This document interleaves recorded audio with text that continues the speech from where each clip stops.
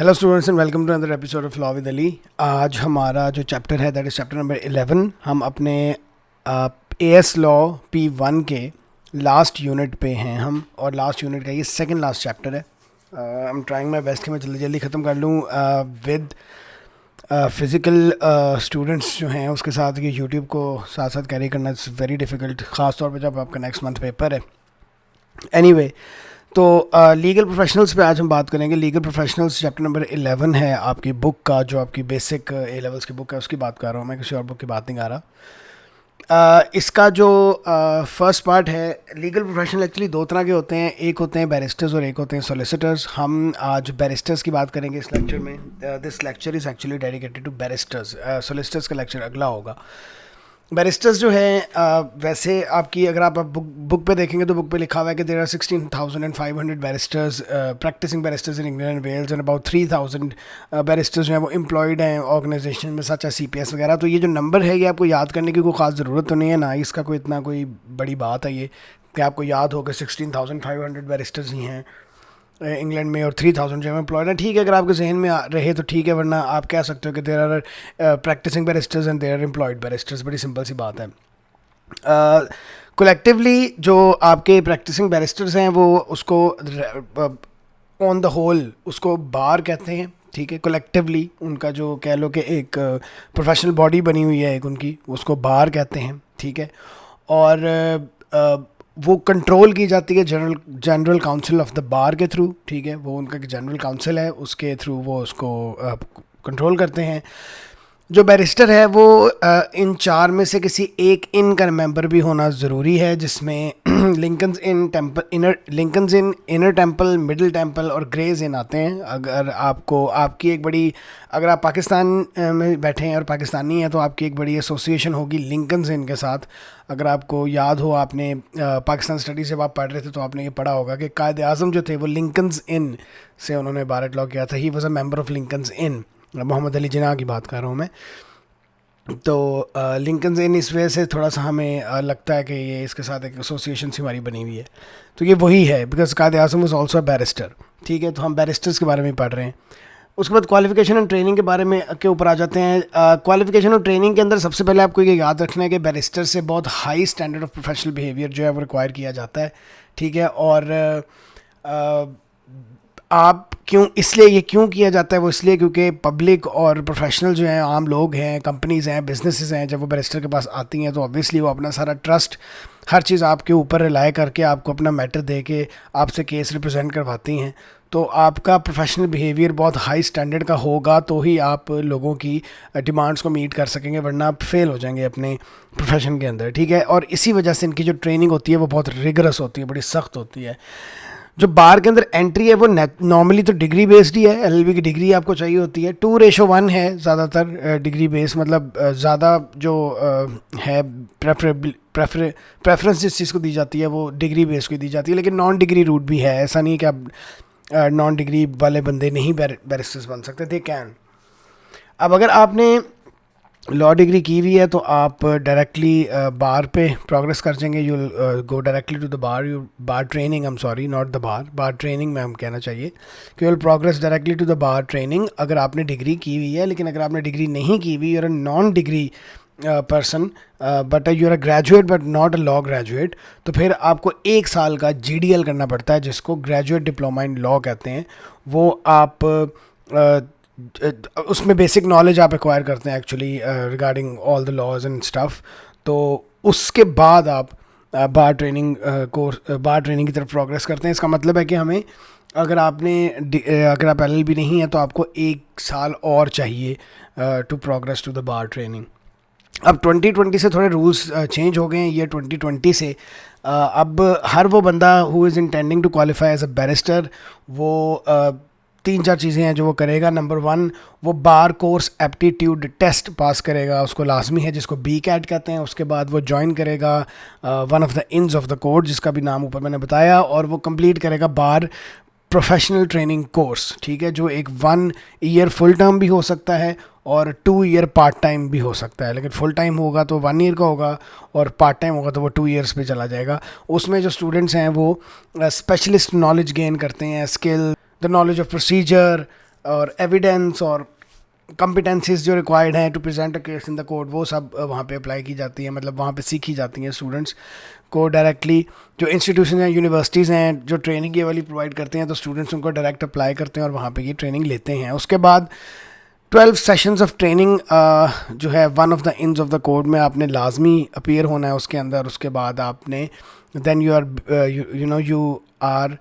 Called to the bar, ठीक है, by the inn of the court, ठीक है। तो उसको ये कहते हैं be called to the bar by an inn of court. तो फिर आप बार में चले जाते हैं और उसके बाद 12 मंथ्स का आपका प्यूपिलेज पीरियड होता है। 12 मंथ का जो प्यूपिलेज पीरियड होता है उसमें जो फर्स्ट 6 मंथ्स होते हैं वो आपके नॉन प्रैक्टिसिंग मंथ्स होते हैं। उसके अंदर आप दूसरी बातें सीखते हो, जो है कि कैसे डॉक्यूमेंटेशन हो रही है, क्या चल रहा है ऑफिस का माहौल, एवरीथिंग। एंड जो नेक्स्ट द सेकंड 6 मंथ्स जो होते हैं वो आपके प्रैक्टिसिंग पीरियड होते हैं, ठीक है।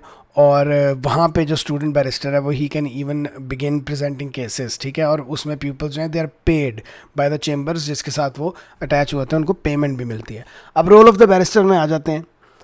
जो प्रैक्टिसिंग बैरिस्टर्स होते हैं वो सेल्फ एम्प्लॉयड होते हैं, ठीक है। जो बार के मेंबर्स होते हैं वो सेल्फ एम्प्लॉयड होते हैं, ठीक है। और वो एक सेट ऑफ चेम्बर्स होते हैं जिनमें वो काम करते हैं, ठीक है, और शेयर करते हैं एडमिनिस्ट्रेटिव एक्सपेंसेस वगैरह को, ठीक है। चेम्बर्स जो हैं वो छोटे भी होते हैं जिनमें 10 से 20 बैरिस्टर्स होते हैं, लेकिन बहुत बड़े बड़े चेम्बर्स भी होते हैं जिनमें 50 बैरिस्टर्स तक होते हैं, ठीक है।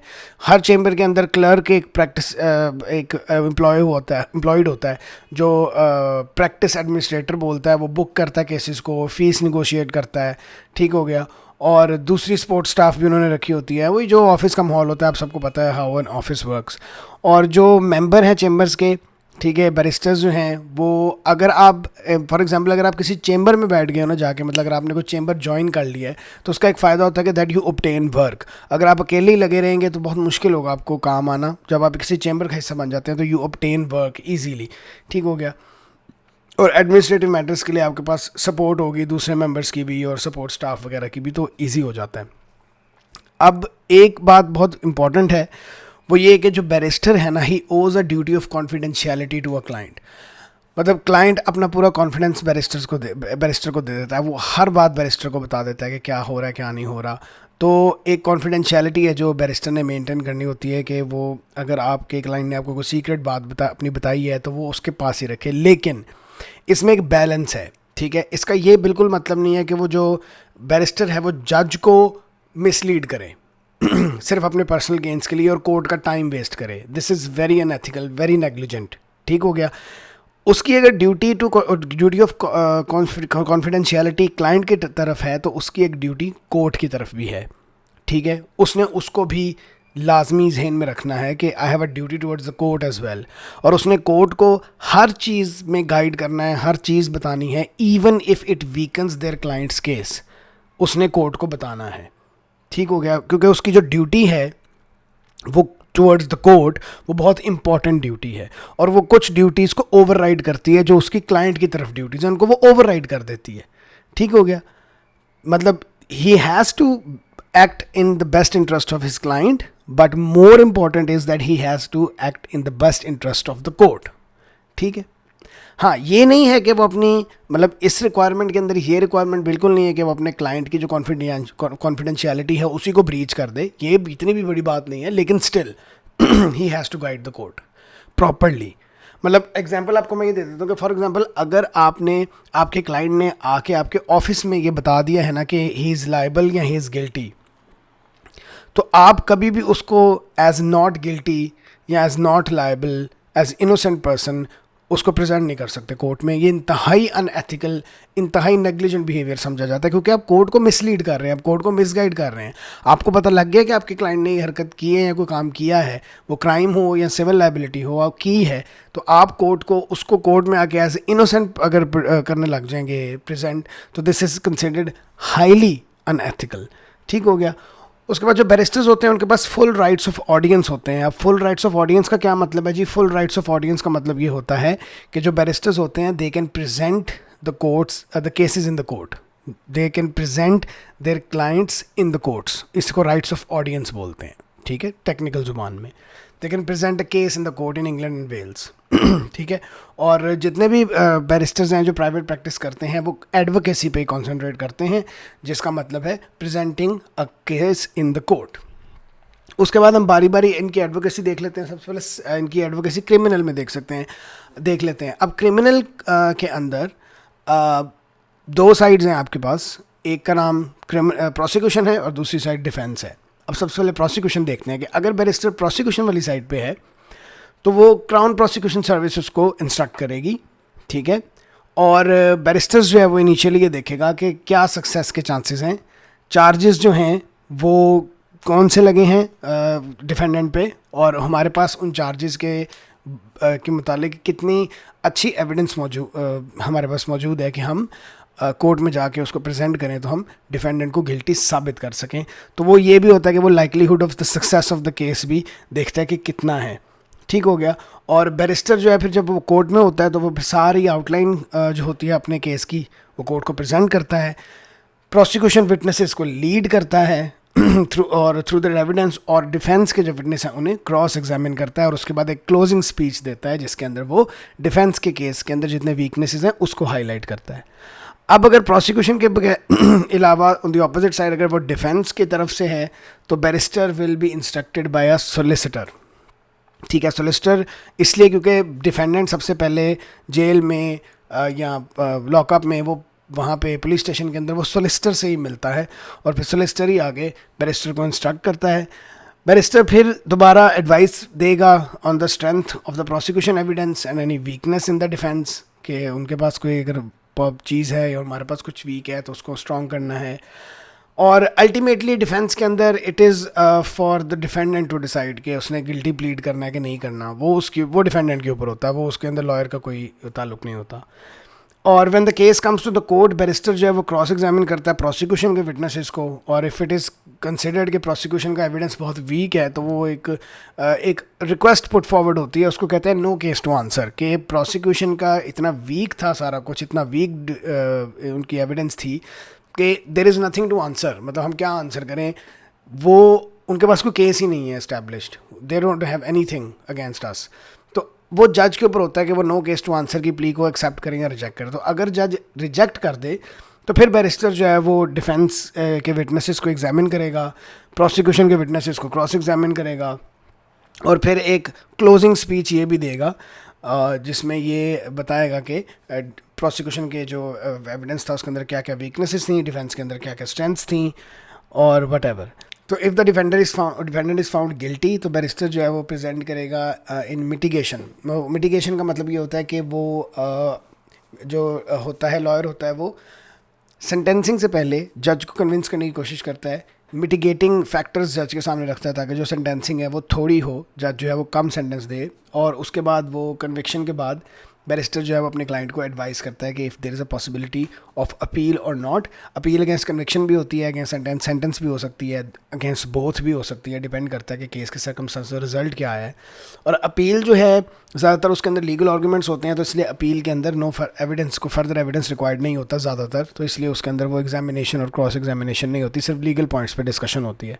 उसके बाद हम सिविल एडवोकेसी पे आ जाते हैं। सिविल साइड पे जो बैरिस्टर है वो he is instructed by the solicitor ही, ठीक है, या डायरेक्टली बाय द क्लाइंट भी, but except in family cases, क्योंकि एक फैमिली केसेस में वो सोलिसिटर ही इंस्ट्रक्ट करेगा।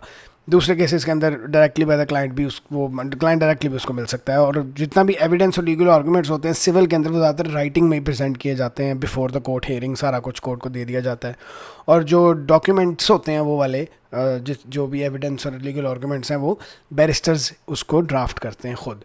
और एडवोकेसी जो है वो इस सिविल साइड पे ज़्यादातर जो होती है वो इंपॉर्टेंट पीसेस ऑफ एविडेंस और लीगल इश्यूज़ के ऊपर डिस्कशन होती है, और जहाँ लायबिलिटी जज डिसाइड कर देता है तो बैरिस्टर जो है वो आर्ग्यू करता है फॉर एन अवार्ड जिसके अंदर अमाउंट ऑफ डैमेजेस होती हैं और अमाउंट ऑफ कॉस्ट्स होती हैं, अवार्ड ऑफ कॉस्ट जिसको बोलते हैं। उसके बाद हेयरिंग के बाद अगर बैरिस्टर हार जाता है तो पॉसिबिलिटी ऑफ अपील को एडवाइस करता है, सेम एज क्रिमिनल, ठीक है। वो अमाउंट ऑफ डैमेजेस के बारे में भी हो सकती है, लायबिलिटी भी हो सकती है, दोनों भी हो सकते हैं depending on what the result was. और अगर नेसेसरी हो तो जो अपील के पेपर्स हैं वो भी बैरिस्टर खुद ड्राफ्ट करता है, ठीक हो गया।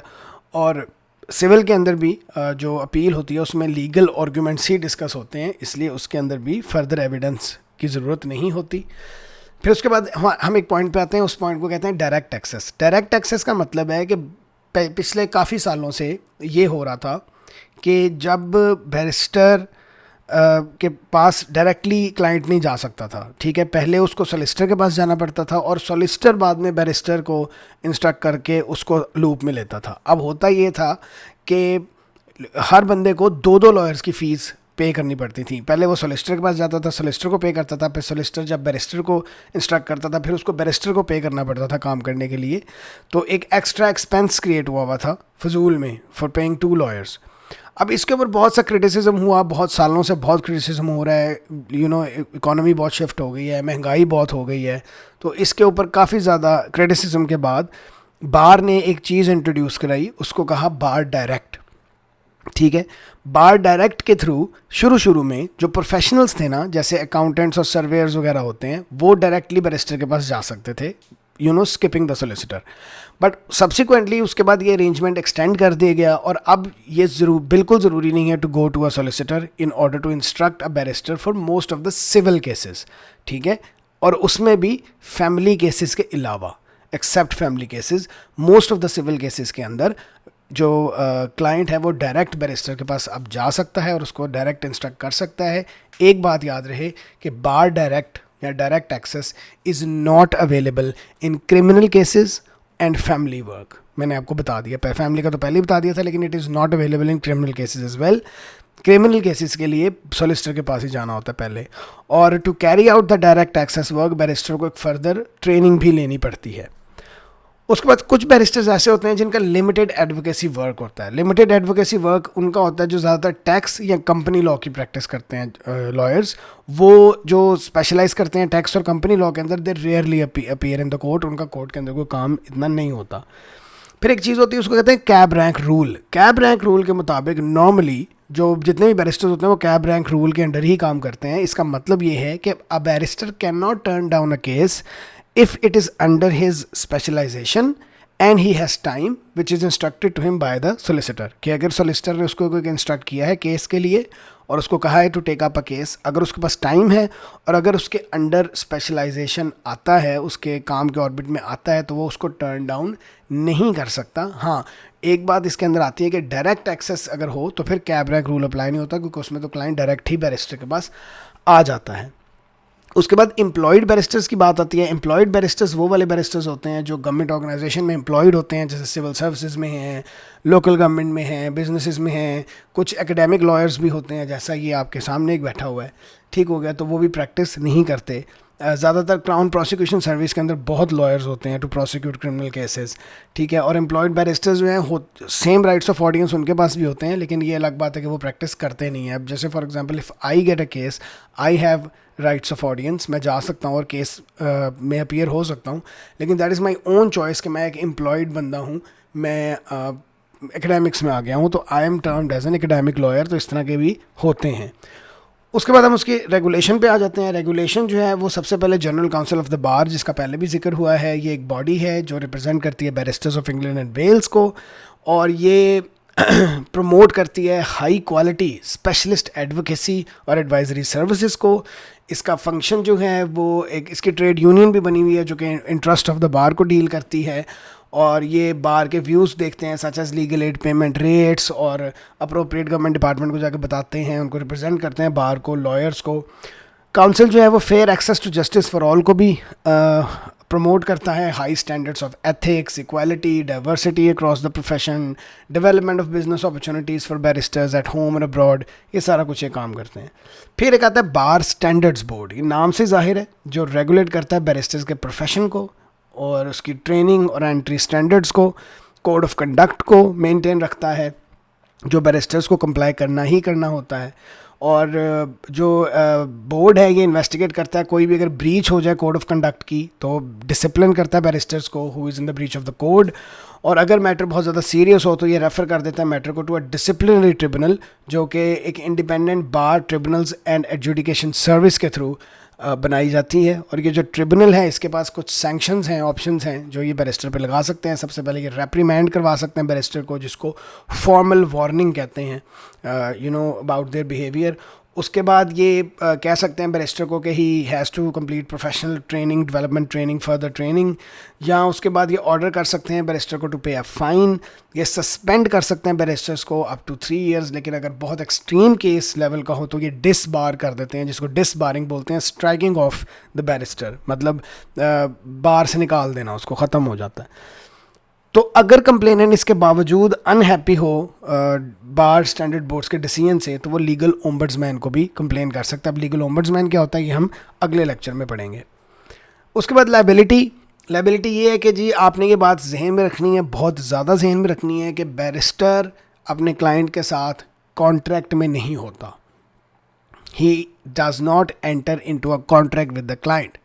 इसका मतलब है एक बैरिस्टर को ब्रीच ऑफ कॉन्ट्रैक्ट के तहत आप सू नहीं कर सकते, ये आपने जहन में रखना बात। सोलिसिटर को कर सकते हैं, बैरिस्टर को नहीं कर सकते, ठीक है।